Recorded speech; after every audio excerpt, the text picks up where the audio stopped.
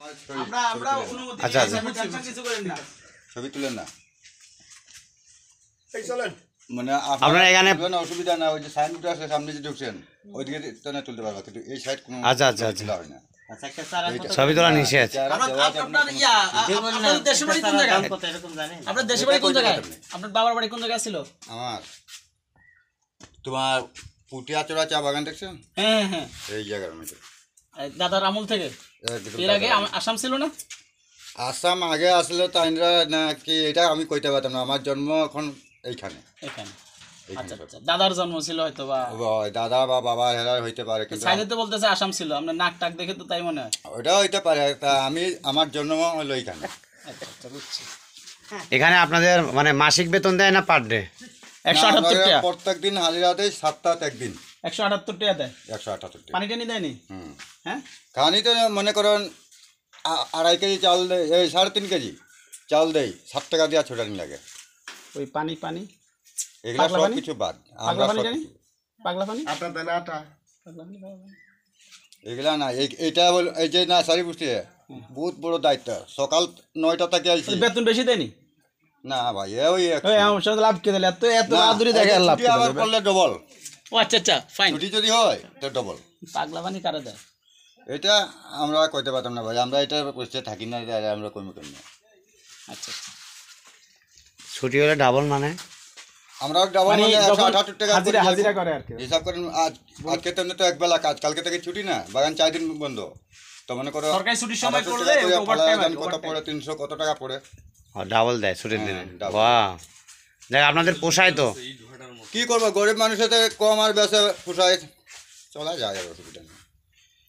আর এইখানের মাঝে কোনো রুজি রোজগার নাই এখানে। আপনাদের ধর্ম কি? ধর্ম এই যে চারাগুলো আছে সনাতন ধর্ম। ভাই, এই যে চারাগুলো আছে এগুলো কয় টাকা পিস?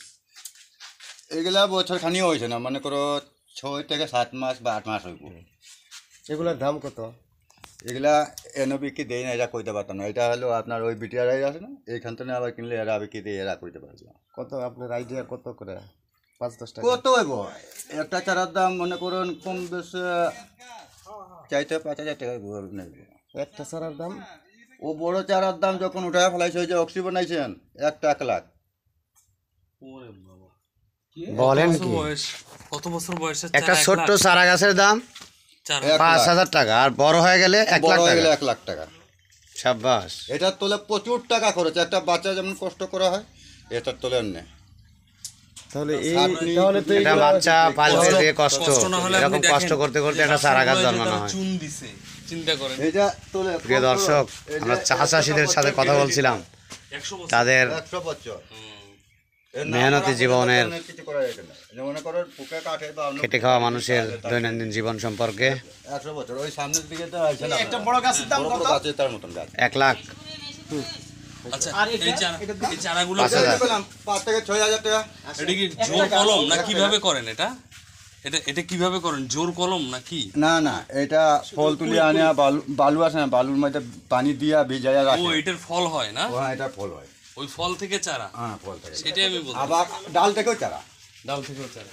এটার ছবি তোলা নিচ্ছে, এটা যাবে না ছবি? একই দেয়, কইলাম না, এইটার মতন হয়ে গেলে 1 লাখ টাকা। কইলাম না, লাখ টাকা। ওকে, ধন্যবাদ। একটা চারা, টি গাছের একটা চারার দাম 5 থেকে 6,000 টাকা। 6-7 মাস পরিশ্রম করে একজন চা চাষি খুব যত্ন করে এই চারা গাছগুলো তৈরি করে বা রোপণ করে, যত্ন করে আস্তে আস্তে বড় করে। সে বলতেছিল যে মানুষের বাচ্চা যেমন লালন পালন করতে কষ্ট, ঠিক যেমনি চা গাছের চারাও রোপণ করে পরিচর্যা করা এরকম কষ্ট। আর একটা চারা গাছ যখন বড় হয়ে যায়, তখন বড় একটা চারা গাছের দাম নাকি পড়ে প্রায় 1 লাখ টাকা। কি বলে? লক্ষ লক্ষ চারা গাছ, সবুজে সমারোহ। আমরা এসেছিলাম নূরজাহান চা বাগান, নূরজাহান চা বাগানে। সবাইকে স্বাগতম।